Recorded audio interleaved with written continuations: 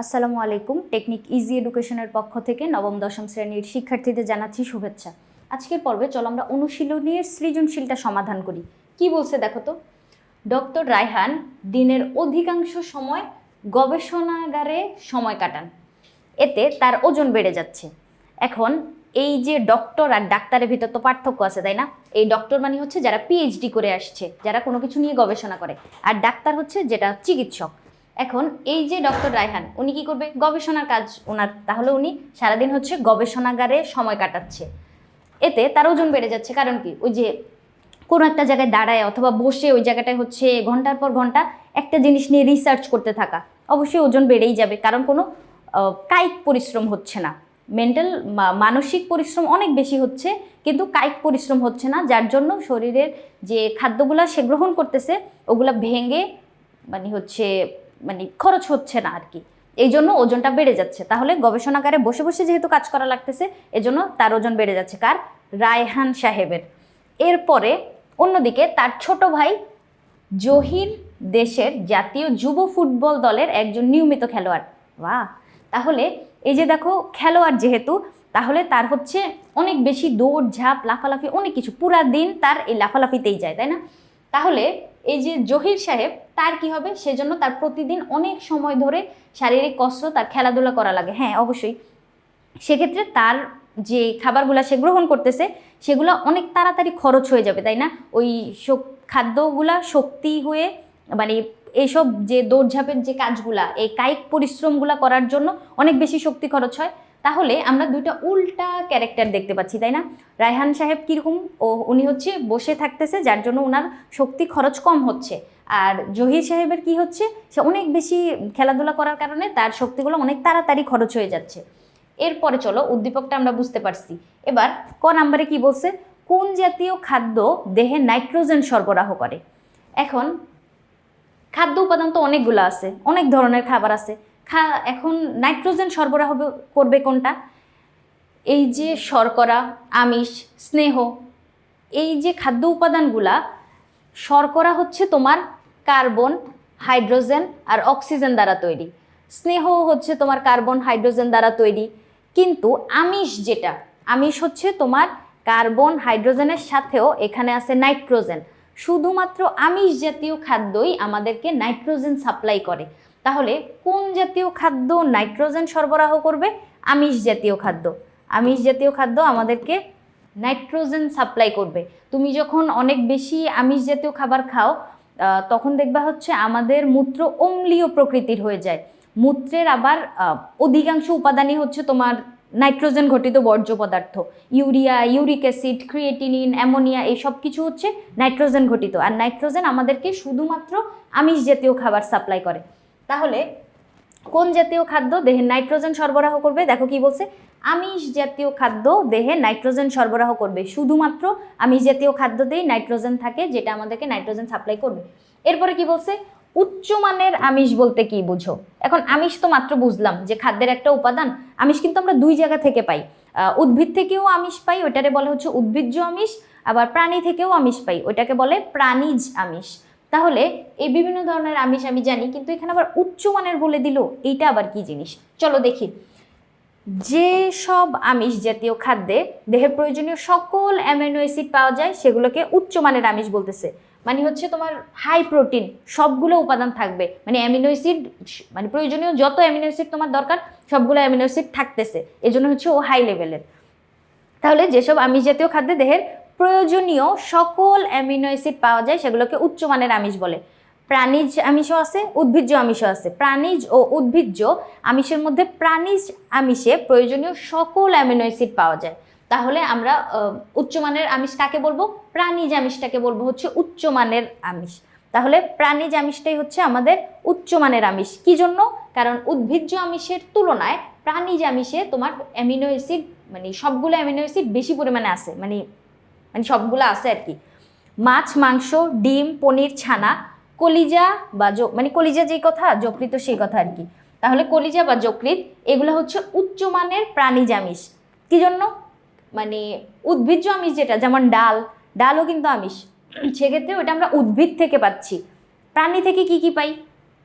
মাছ একটা প্রাণী, মাংস মুরগি থেকে পাচ্ছি, গরু থেকে পাচ্ছি, তারপর হচ্ছে ডিম ওই প্রাণীটা থেকে পাচ্ছি, পনির হচ্ছে ওই গরুর দুধ থেকে তৈরি হয়, দুধেও কিন্তু কিছু পরিমাণ আমিষ থাকে। দুধ একটা বিশুদ্ধ খাবার হইলেও সেক্ষেত্রে ওইটার ভিতরে বিশুদ্ধ খাবার না, সরি, মানে আদর্শ খাবার হইলেও ওখানে হচ্ছে আমরা আমিষটাও কিন্তু পাই। তারপর পনির, ছানা, এগুলা আমরা কই থেকে পাই? এগুলো আমরা প্রাণী থেকে পাচ্ছি না? প্রাণীর ওই যে গরুর দুধ থেকেই তো হচ্ছে প্রক্রিয়াজাত করে বানানো হয়। এরপরে কলিজাও তো প্রাণী থেকে পাচ্ছি। তাহলে প্রাণী থেকে যেগুলো পাচ্ছি ওগুলো হচ্ছে প্রাণীজ আমিষ। এখন এই প্রাণীজ আমিষকে আমরা বলবো হচ্ছে উচ্চমানের আমিষ। প্রাণীজ আমিষে জৈব মূল্য অনেক বেশি। অপরদিকে ডাল, চীনাবাদাম, সিমের বিচি এগুলো আমরা কোথা থেকে পাই? উদ্ভিদ থেকে। তাহলে ওদেরকে আমরা কি বলবো? এই যে ডাল উদ্ভিদ থেকে পাচ্ছি, চীনাবাদামও গাছ থেকে পাচ্ছি, সিমের বিচি সিমও তো উদ্ভিদ থেকে পাচ্ছি, তাহলে ওরা হচ্ছে উদ্ভিজ্জ আমিষ, যেখানে প্রয়োজনীয় সব কয়টা অ্যামিনো অ্যাসিড থাকে না। এজন্য আমরা উচ্চমানের আমিষ বলতে কাকে বুঝবো? প্রাণীজ আমিষকে বলবো হচ্ছে উচ্চমানের আমিষ। তাহলে খ নাম্বারটা আমরা বুঝতে পারলাম। ক নাম্বার কি? কোন জাতীয় খাদ্যে নাইট্রোজেন সরবরাহ করে? আমিষ জাতীয় খাদ্য। উচ্চমানের আমিষ কোনটা? প্রাণীজ আমিষ হচ্ছে উচ্চমানের আমিষ। এরপরে চলো গ নাম্বারে কি বলছে, যে জহিরের খাদ্য তালিকায় কোন ধরনের খাবার অধিক থাকা দরকার। এখন জহির কে ছিল? জহির ছিল হচ্ছে ফুটবল খেলোয়াড়টা। এখন এই যে ফুটবল খেলোয়াড়ের খাদ্যের তালিকায় কোন ধরনের খাবার বেশি থাকা দরকার? তুমি বলো। ও প্রতিদিন এত এত কায়িক পরিশ্রম করে, শারীরিক কসরত করা লাগে ওর, তাহলে ওর খাদ্য তালিকায় অবশ্যই সবগুলা খাদ্য উপাদান সঠিক পরিমাণে থাকা লাগবে, সুষম খাদ্য থাকা লাগবে। মানে শর্করা, আমিষ, স্নেহ, ভিটামিন, খনিজ লবণ, পানি সব কিছু একটা পরিমাণ মতো একটা ব্যালেন্সে থাকা লাগবে। মানে প্রতিদিনের খাদ্য তালিকাটা এভাবে সাজানো লাগবে যাতে তার এই যে কায়িক পরিশ্রম করার মাধ্যমে ওর যত মানে শক্তি খরচ হচ্ছে, শক্তিগুলো যাতে পূরণ হয়ে যায়, তাই না? এরকম করে খাদ্য তালিকা বানানো লাগবে। তাহলে ওর খাদ্য তালিকাটা হবে কীরকম? কি বলছে দেখো তো। জহির একজন নিয়মিত ফুটবল খেলোয়াড়, এই জন্য প্রতিদিন তাকে অনেক শারীরিক পরিশ্রম ও খেলাধুলা করতে হয়। তাই তার শরীরে বৃদ্ধি, তারপরে মাংসপেশির গঠন রক্ষা, ক্ষয় পূরণ, শক্তি উৎপাদনের জন্য অন্যান্য খাবারের পাশাপাশি আমিষ জাতীয় খাবার বেশি পরিমাণে রাখা লাগবে। এখন জিজ্ঞেস করছে হচ্ছে কোন খাবার বেশি পরিমাণে রাখা লাগবে, তখন আমরা বলবো হচ্ছে আমিষ বেশি খাওয়া প্রয়োজন, কিন্তু রাখা প্রয়োজন হচ্ছে সব কিছুই। কারণ দেখো ওর যে কাজগুলা, ওইগুলা আমি একটু তোমাকে এখানটাই আর একটু ডিটেলসে বলি। দেখো আমিষ জাতীয় খাবার কি করে? আমাদের দেহের ক্ষয় পূরণ করে, বৃদ্ধি সাধন করে। খেলাধুলা করতে গেলে তুমি অনেক অনেক ব্যথা পাবা, ওই জায়গাগুলো তুমি হচ্ছে মানে ক্ষত সৃষ্টি হবে, তখন তোমার ওই ক্ষতগুলো পূরণ করার জন্য বা রিপেয়ার করার জন্য আমাদের কি লাগবে? এই ক্ষয় পূরণ করা লাগবে, তার মানে আমিষ জাতীয় খাবার লাগবে। এরপরে শর্করা কি করে? শক্তি উৎপাদন করে। এখন তুমি বলো যে মানে ওই প্রশ্নটাতে যে বললো অনেক বেশি পরিশ্রম করে, তাহলে তো শক্তি প্রয়োজন, তাহলে শক্তি উৎপাদন কে করবে? শর্করা করবে। এখন শর্করা মানে হচ্ছে ভাত, রুটি, যেগুলা হচ্ছে আমাদের মানে অনেক ভারী খাবার, খাইলে হচ্ছে পেট ভরে যাচ্ছে। এখন এই শর্করাটা তোমার দেহে কিন্তু আবার জমা হয়ে থাকে। তুমি যদি অতিরিক্ত শর্করা গ্রহণ করো, ওটা কিন্তু আমাদের যকৃৎ গ্লাইকোজেন মানে গ্লুকোজ সঞ্চয় করে রাখতে পারে। তখন যকৃৎ কী করবে? ওটা সংরক্ষণ করে রেখে দিবে। তার মানে তোমার অতিরিক্ত খাওয়ার প্রয়োজন নেই, যতটুকু তোমার খরচ হয়ে যাচ্ছে অতটুকু পরিমাণ আবার গ্রহণ করতে হবে। এখন তুমি বুঝবা কেমনে কতটুকু খরচ হচ্ছে, তোমার এই যে দৈহিক চাহিদা অনুযায়ী তোমার কতটুকু গ্রহণ করা প্রয়োজন, এটা কিন্তু আমরা বিএমআর দিয়ে বের করতে পারি। এই জায়গার আরও কতগুলো কনসেপ্ট আছে না এই অধ্যায়ে, দেখবা বিএমআর এগুলো দিয়ে কিন্তু আমরা বের করতে পারতেছি যে কতটুকু পরিমাণ গ্রহণ করা লাগবে, কতটুকু আমি একদিনে মানে বার্ন করতেছি শক্তিটা।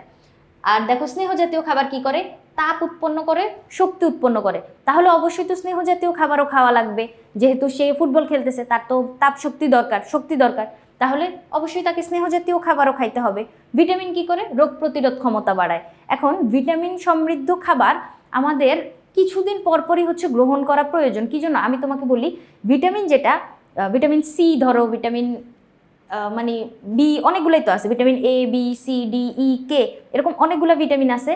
এই ভিটামিনগুলা মানে বডি হচ্ছে সঞ্চয় করে রেখে দেয় না।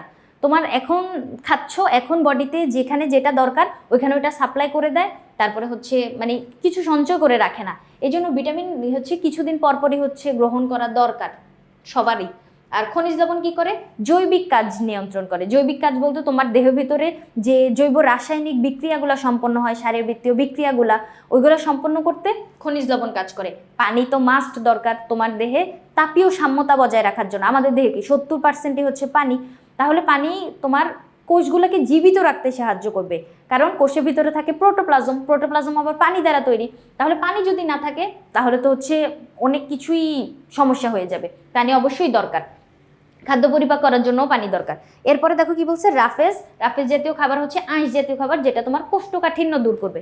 তাহলে মনে হচ্ছে না এই সব কিছুই তো ওই ফুটবল খেলোয়াড়টার খাওয়া প্রয়োজন, কিন্তু আমাদেরকে প্রশ্নে বলে দিছে যে কোনটা বেশি পরিমাণে খাইতে হবে। তাহলে বেশি পরিমাণে যদি বলো এই যে শক্তি উৎপন্ন করার জন্য আর ক্ষয় পূরণ করার জন্য, আমি বলবো হচ্ছে এই আমিষ, স্নেহ আর শর্করা, এই তিনটা হচ্ছে বেশি পরিমাণে খাওয়া প্রয়োজন। আমিষ, শর্করা আর স্নেহ। এখন ফুটবল খেলতে গেলে বা এরকম লাফালাফির কাজ করতে গেলে ক্ষত তৈরি হইতে পারে, যেখানে ক্ষয়পূরণটা বেশি দরকার। যে কোনো ক্ষয় রিপেয়ার হয়ে যাওয়ার জন্য আমিষ জাতীয় খাবারটা বেশি পরিমাণে গ্রহণ করা দরকার। এখন মানে বর্ণনা করতে গেলে এগুলা হচ্ছে একটু কম বর্ণনা, মানে যেহেতু জিজ্ঞেস করছে যে কোনটা বেশি খাওয়া দরকার, সেক্ষেত্রে এই কয়টা হচ্ছে স্কিপ করা যায়, কিন্তু এই যে আমিষ, তারপরে হচ্ছে স্নেহ, এটা হচ্ছে স্কিপ করা যাবে না। তাহলে আমাদেরকে জিজ্ঞেস করছে যে কোন জাতীয় খাবার বেশি পরিমাণে খাওয়া দরকার, আমাদের হচ্ছে ওই ফুটবল খেলোয়াড়টার আমিষ জাতীয় খাবার বেশি পরিমাণে খাওয়া দরকার। প্রধান খাদ্য উপাদানের মধ্যে রয়েছে আমিষ, শর্করা আর স্নেহ। এই যে কথাটা আমি বললাম, এটা তোমার হচ্ছে মাস্ট খাওয়াই লাগবে, এই তিনটা ছাড়ে কোথাও যাইতেই পারবা না। আমিষ, শর্করা, স্নেহ হচ্ছে প্রধান খাদ্য উপাদান, এই তিনটা খাওয়াই লাগবে।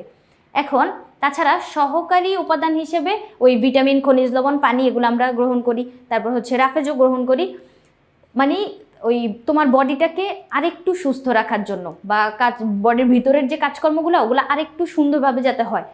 কিন্তু ওই যে আমিষ, শর্করা, স্নেহ তোমাকে মাস্ট মানে প্রতিদিন রাখাই লাগবে। যে খাদ্যের সকল উপাদান নির্দিষ্ট অনুপাতে থাকে ওটাকে আমরা বলি হচ্ছে সুষম খাদ্য। দেখো এটাকে কি বলে? সুষম খাদ্য বলে। যে খাদ্যের সবগুলো উপাদান নির্দিষ্ট পরিমাণে থাকে ওইটাকে আমরা বলি সুষম খাদ্য। তাহলে একটু আগে যেই কাজগুলো বললাম, শর্করা কি করে, আমিষ কি করে, ওই স্নেহ কি করতেছে, ওই সবগুলা কাজই কে করবে? এই সুষম খাদ্যটা করবে। কি জন্য? ওই সুষম খাদ্যের ভিতরেই সবগুলা খাদ্য উপাদানই আছে। তাহলে সুষম খাদ্য কি করবে? বৃদ্ধি, তাপ উৎপাদন, শক্তি প্রদান করবে, রোগ প্রতিরোধ করবে, এরকম সব কাজগুলাই করে দিবে সুষম খাদ্য, কারণ সুষম খাদ্যের ভিতরেই ওই সকল খাদ্য উপাদান আছে। তার মধ্যে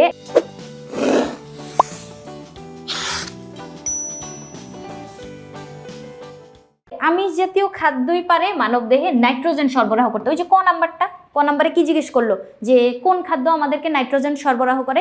শুধুমাত্র আমিষ জাতীয় খাদ্য কিন্তু আমাদেরকে নাইট্রোজেন সরবরাহ করতেছে।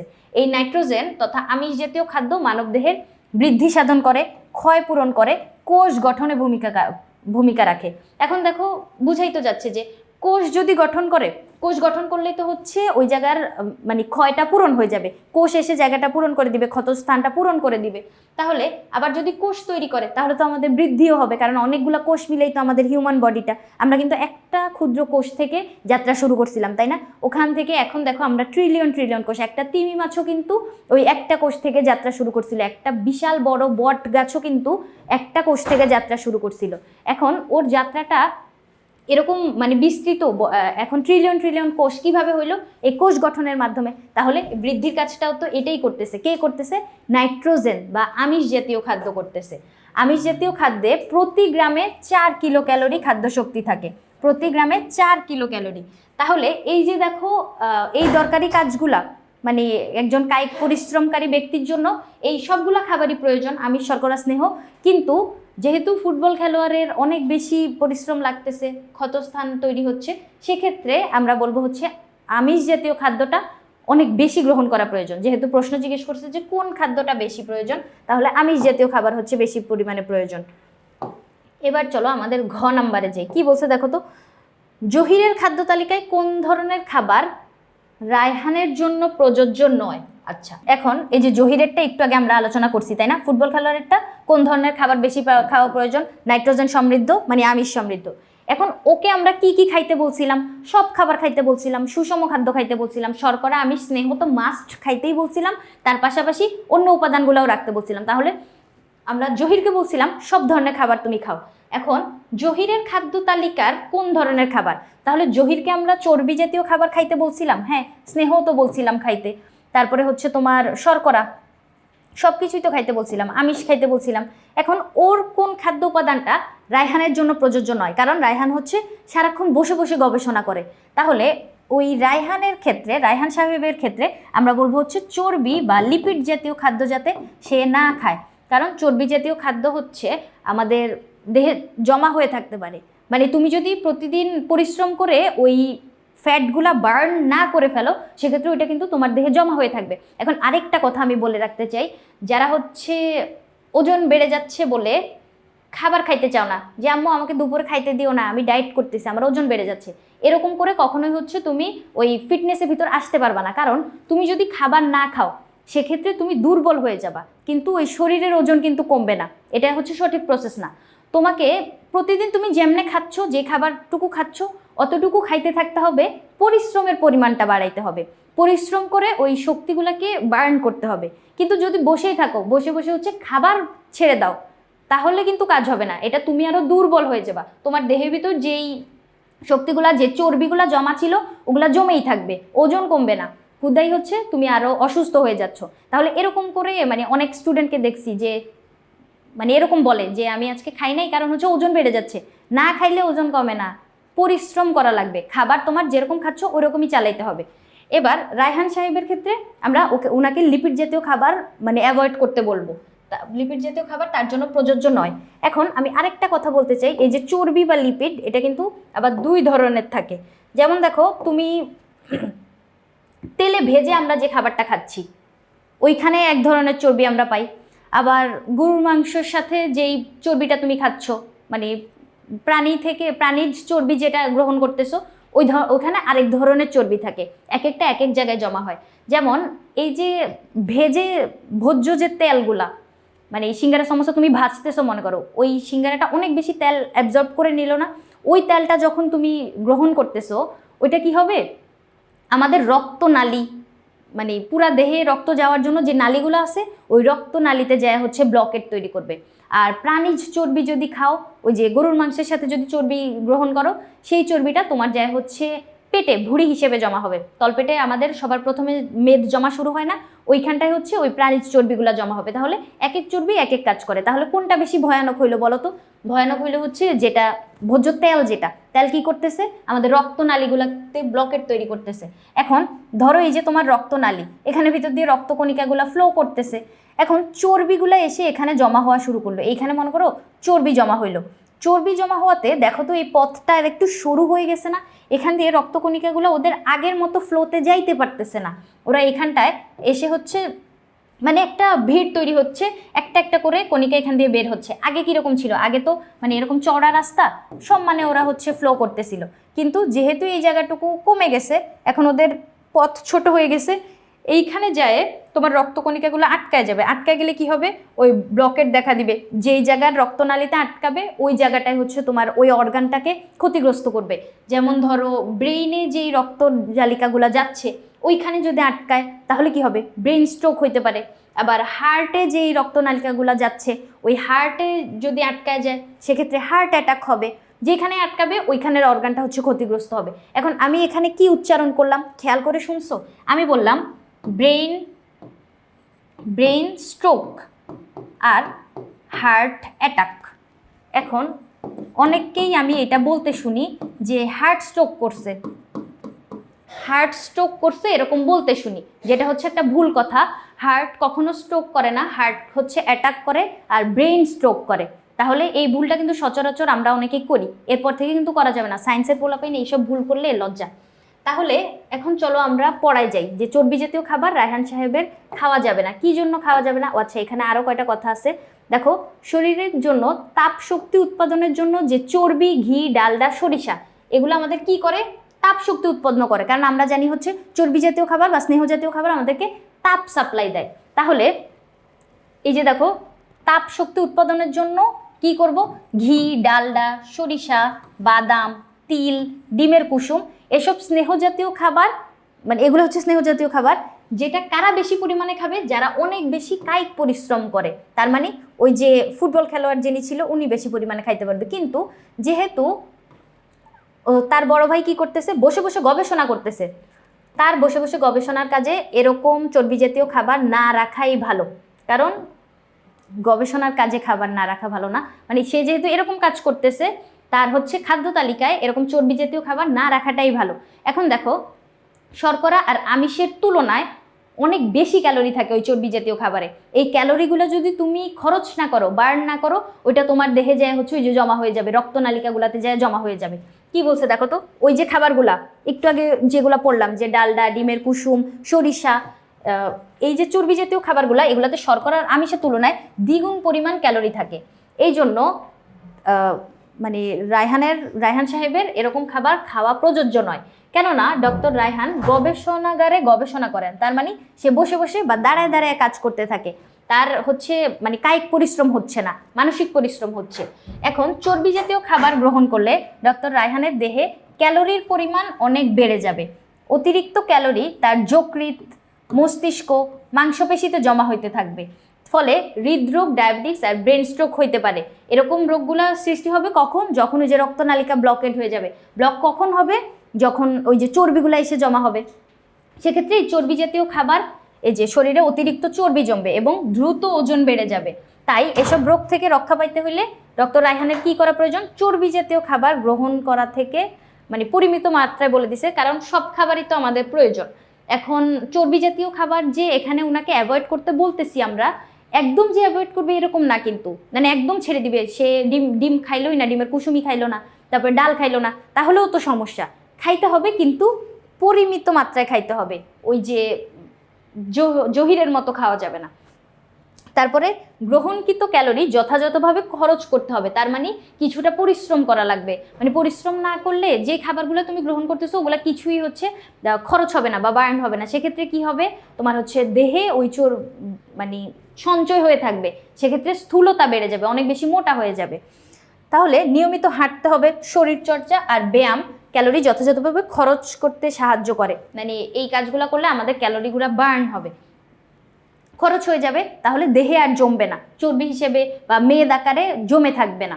তাহলে এই জায়গাটায় পড়ে আমরা কি বুঝতে পারলাম? শেষই তো। এই জায়গাটা পড়ে আমরা কি বুঝতে পারলাম? যে গবেষণাগারে যিনি কাজ করতেছে তাকে আমরা লিপিড জাতীয় খাবার বা চর্বি জাতীয় খাবার কম খাইতে বলবো, যেটা আবার ওই ফুটবল খেলোয়াড়টার জন্য অনেক বেশি দরকারি। তার জন্য আমিষ, স্নেহ আর শর্করা অনেক বেশি খাওয়া প্রয়োজন। তাহলে এই যে কথাবার্তাগুলা, এগুলো দৈনন্দিন জীবনে তোমরা সবাই জানো। মায়েরা এরকম করে হচ্ছে তোমাদেরকে খাবার দেয় না, খাবার দেওয়ার সময় বলে না যে এটা বেশি করে খাও, এরকম হবে। তাহলে এই যে আম্মুদের কথা শুনলেই দেখবা তুমি হচ্ছে বায়োলজি পড়াটা অর্ধেক শিখে ফেলছো। এই যে বায়োলজিটা আমি জীবনের সাথে অনেক বেশি রিলেট করতে পারি, এখানে যা যা পড়লা ওটা কিন্তু মানে মেনে চলতে হবে, যে এই খাবার খাইলে কি হবে, এটা বেশি পরিমাণে খাইলে পরিশ্রম বেশি করা লাগবে, কত কিছু আমরা জানতে পারতেছি, তাই না? মজার মজার পড়া। তাহলে এই যে সহজ কতগুলো কথাবার্তা, এটা দিয়েই আমরা সৃজনশীলটা এভাবে সুন্দর করে সাজায় লিখে ফেলবো, তাহলেই হচ্ছে সুন্দর একটা নাম্বারও পেয়ে যাব। তাহলে আশা করি তোমাদেরকে বুঝাইতে পারছি। পরবর্তী পর্ব দেখার আমন্ত্রণ রইল। ধন্যবাদ সবাইকে।